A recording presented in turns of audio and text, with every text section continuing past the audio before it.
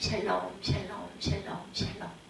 하나님 사랑합니다. 여러분 주 안에서 사랑합니다. 사무엘상 15장 17절에서 23절입니다.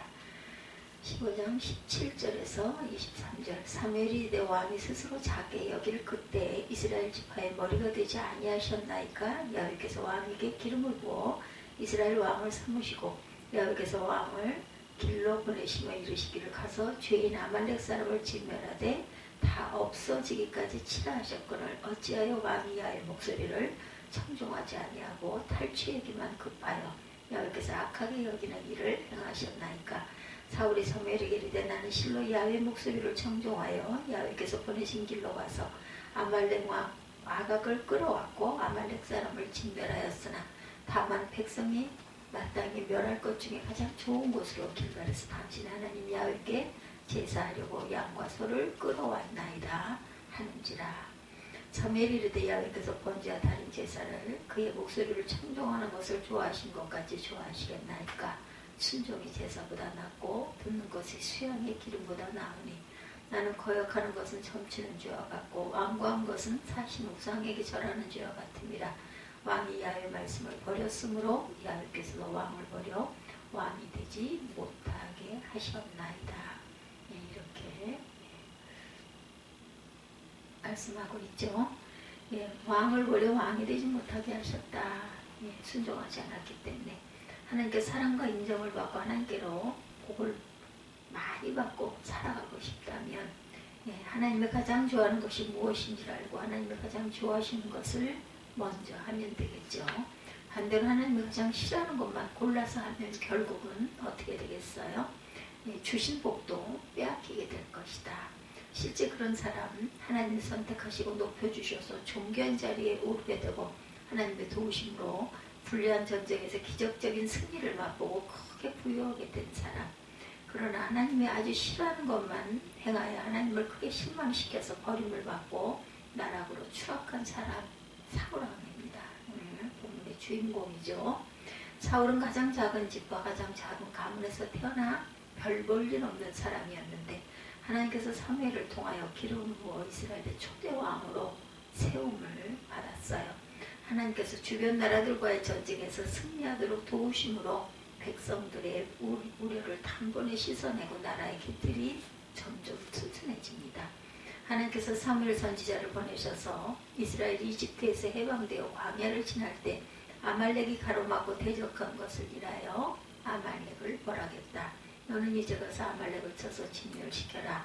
사정 봐주지 말고 사람이든 가축이든 다 진멸하라고 명령하셨어요. 사울왕은 이스라엘 군대를 소집하고 아말렉으로 진격하여 대승을 거둡니다. 그런데 하나님이 말씀하신 대로 다 진멸하지 않고 아말렉 왕을 사로잡고 가축이 하찮은 것들만 죽이고 살찌고 좋은 것들을 모두 살려서 끌고 와요. 사울은 대수롭지 않게 생각했으나 하나님은 아주 실망하시고 크게 진노하시죠.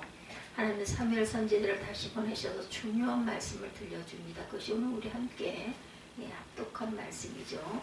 23절에 이는 거역하는 것은 점치는 죄와 같고 완고한 것은 사신 우상에게 절하는 죄와 같음이라.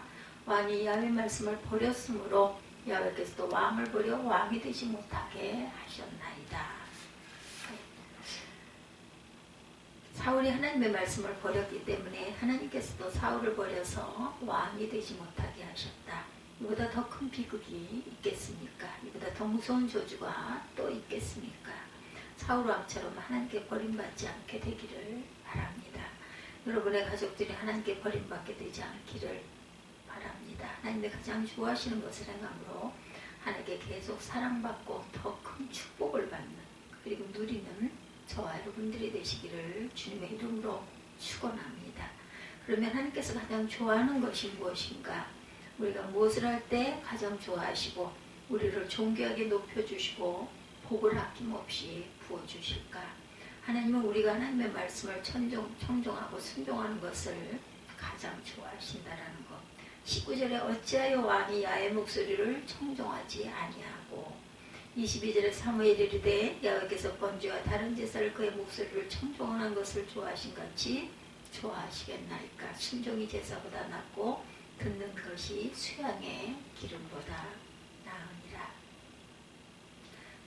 하면 귀 기울여 듣는다는 뜻이죠. 우리 인간이 말하는 것을 배우기까지 2년이면 좋까지만 듣는 것을 배우기까지는 80년이 걸린다고 합니다.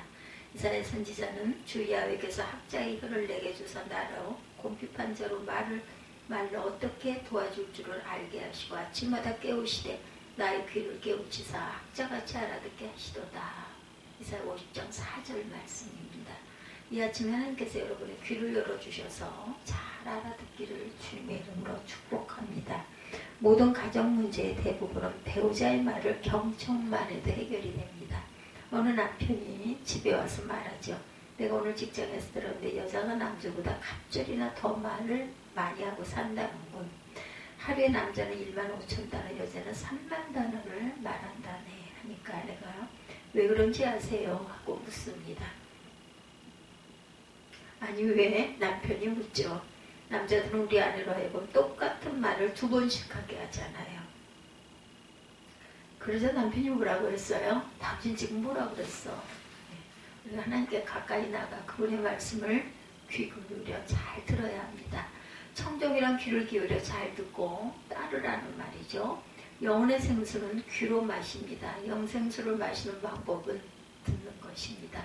마음과 생각을 집중하여 들어야 되겠죠. 잘 들으면 영혼이 살아나는 역사가 일어납니다. 로마서 10장 17절에 그러므로 믿음은 들으면서 나며 들음은 그리스도의 말씀으로 말미암느니라. 잘 듣게 되면 영생을 얻는 믿음이 저와 여러분의 마음에서 솟아납니다. 사람들이 교회 와서 설교를 듣는 방법은 2종류가 있어요. 단순히 귀에 들려지는 것만 듣는 사람이 있고 귀 기울여 집중해서 경청하는 사람이 있죠. 하나님의 음성을 듣기를 원하면 단순히 귀에 들어오는 것만 듣지 말고 마음과 생각을 말씀에 집중하고 귀를 기울여서 잘 들어야 합니다. 본문 22절에 사무엘이 이르되 야훼께서 번제와 다른 제사를 그의 목소리를 청종하는 것을 좋아하신 것 같이 좋아하시겠나이까? 질문하죠. 사울의 제사는 드렸지만 하나님의 말씀을 청종하지 않습니다. 제물을 하나님께 드렸지만 말씀에 귀를 기울여서 잘 듣지 못했어요. 대신 자기 안에서 들려오는 욕심의 소리에 귀를 기울입니다. 그리고 백성들의 말에 더 귀를 기울여 듣고 그 말을 따르죠. 24절에 사울이 사무엘에게 이르되 내가 범죄하였나이다. 내가 야훼의 명령과 당신의 말씀을 어긴 것은 내가 백성을 두려워하여 그들의 말을 청종하였나이다 라고 말합니다. 사울이 하나님의 말씀을 청종하는 대신 백성들의 말을 청종해요. 그 이유는 병사 21만 명을 거느리고 싸워서 대승을 거두고 강적 아말렉을 순식간에 진멸시켜요. 그래서 많은 전리품들은 한순간에 자신의 것으로 만들 수 있었던 거죠. 하나님의 말씀대로 모조리 다 진멸하려 하였으나 점차 그들이 아깝게 느껴지기 시작해요. 그래서 백성들이 불평불만을 합니다. 죽을 고생을 하고 싸워 이겼는데 전리품도 없이 빈손으로 돌아가는 말인가. 이렇게 살찐소와 양을 다 죽이느냐. 끌고 와서 잡아먹자. 사울은 갈등하죠. 하나님의 말씀에 따라 다 진멸할 것인가. 함께 목숨 걸고 싸운 백성들의 말을 따를 것인가. 백성들을 고생만 하고 빈손으로 돌아가게 하면 반란이 일어날 것도 같은 불안한 마음이 들죠. 리더십에 치명적인 손상을 입을 것 같습니다. 두려움에 사로잡힌 사울은 하나님의 명령을 불순종하고 살찌고 잘생긴 소와 양을 죽이지 않고 끌고 오라고 명령하죠. 아말렉의 왕 아갑도 죽이지 않고 포로로 잡아서 끌고 옵니다. 잘만 이용하면 정치적으로 큰 가치가 있을 것 같고 숨겨놓은 보물을 약탈할 수 있을 것 같아요. 사울은 이스라엘의 왕이 되었지만 아직 나라가 든든히 서지 못했습니다. 강력한 군대도 없어요. 왕궁도 없고 용맹이 있는 장수도 없습니다. 나라를 세우는데 필요한 돈도 없어요. 게다가 백성들은 여전히 왕으로 센 사울의 주변 강대국들로부터 자기를 지켜줄 수 있을지 반신반의합니다. 언제 반란이 일어날지 알 수가 없어요. 그런데 아말렉과 전쟁을 크게 오래 이겼으니 얼마나 좋은 기회겠어요. 자신의 존재감을 확실하게 각인시킬 아주 귀한 기회다. 그러나 다 죽이고 빈손으로 돌아가면 이겼어도 초라하고 또한 아무것도 생긴 게 없다 보면 백성들마저 민심도 돌아갈 것이다. 친히 개선장군이 되어 적국의 왕을 포로로 끌고 가고 전리품도 수많은 소떼와 양떼를 끌고 가면 모든 백성이 나와서 우러러보고 사울왕 만세를 부를 것이다. 전투에 참가한 군인들에게도 전리품을 나누어 주면 좋아하고 다음번 전쟁에도 소집하면 잘 응할 것이다. 리더십이 확실하게 뿌리내를 더할 수 없이 좋은 기회다. 그런데 하나님의 명령에 충실하면 모든 게 너무나 어려워질 것 같은 거예요. 이 정도만 해도 많이 순종한 거야. 중요한 것은 전쟁에서 이겼으니 하나님도 이만하면 되지 않았겠어? 이렇게 생각을 하는 거죠. 하나님은 그런 사울을 인하여 탄식하시죠. 내가 사울을 왕으로 세운 것을 후회하노니 그가 돌이켜 나를 따르지 아니하며 내 명령을 이루지 아니하였습니다. 후회한다고 말씀합니다. 그래서 사울은 사무엘의 책망에도 당당하게 확신에 찬 목소리로 내가 야훼 명령을 행하였나이다 이렇게 대답을 하죠. 얼핏 보면 순종한 것 같지만 하나님 보시기에는 불순종입니다. 하나님을 거역한 것이죠. 아담은 불순종함으로 모든 사람을 다 죄인으로 만들었어요. 예수님은 십자가를 지시는 걸 통하여 순종의 모범을 보이십니다. 당신의 뜻과 감정을 내려놓고 아버지의 뜻과 계획에 따라 순순히 십자가를 지셨어요. 완전한 순종으로 모든 사람이 다시 의롭게 될 수 있는 길을 열어놓으셨습니다. 누구든지 순종하고 하나님의 초청에 응하기만 하면 의롭다 칭함을 받죠. 자기 행위가 불의하고 죄로 얼룩져 있어도 순종하고 믿기만 하면 의인으로 인정을 받습니다. 누가복음 13장에 큰 잔치 비유가 나오죠. 주인이 큰 잔치를 준비하고 종들을 보내어 사람들을 초청합니다. 그런데 사람들은 모두 하나같이 합당한 이유를 대며 사양을 하죠. 나는 밭을 샀는데 가서 보아야 하기 때문에 갈 수 없어. 소를 5쌍 샀는데 가서 시험해 보려고 가는 길이요. 나는 장가를 들어 아내와 함께 있어야 하니 가지 못하겠어. 그자 주인이 그들은 아무도 내 잔치를 맛보지 못할 것이다. 이렇게 단언하죠. 주인은 하나님을 뜻합니다. 종들은 전도자예요. 초대받은 사람들은 모두 구원받지 못한 사람들이죠. 이 비유에서 이들은 합당한 이유를 말합니다. 누구도 나는 도박장에 가기 때문에 못 가겠어. 나는 술집에 가야 하니 갈 수가 없어. 열심히 삶의 경제활동을 부지런히 하고 가정에 충실한 사람들이에요. 근데 무엇이 잘못됐어요? 주인의 초청을 거절합니다. 불순종한 거죠. 오늘 현대인들의 문제를 성경은 정확하게 꼬집고 있습니다. 나름대로 성실하고 착하고 가정적인 사람들이 많아요. 그럼에도 그들을 심판받고 지옥에 가야 할 이유가 무엇인가? 그 이유는 하나님의 초청을 거절하고 불순종한 것입니다. 우주의 주인이신 하나님은 우리를 향해서 명령하시죠. 우리에게 사정하지 않으세요. 우리는 절대적인 하나님께 순종할 의무가 있습니다. 그분이 우주의 주인이고 우리는 그분의 창조하신 피조물이죠. 순종하면 축복을 받고 은총을 받고 천국을 기업으로 받습니다. 그러나 불순종하면 하나님의 관계는 깨어지고 준엄한 심판만이 기다릴 뿐이다. 다시 본문으로 돌아갑니다. 불순종한 사울에게 어떤 결과가 임했어요? 하나님께 버림받죠. 겸손하고 온유하던 사람이 변하여 제사장 85명을 죽이는 무서운 사람으로 변합니다. 그때부터 악신에 사로잡혀서 괴롭힘을 당하고 번뇌하는 삶을 살죠. 질투와 시기와 분노의 종이 되어서 자신의 가정을 철저하게 파괴하는 불행한 사람으로 변해버리죠. 이스라엘의 초대왕으로 세움을 받았으나 하나님께 버림받아 다른 사람에게 왕권이 넘어갑니다.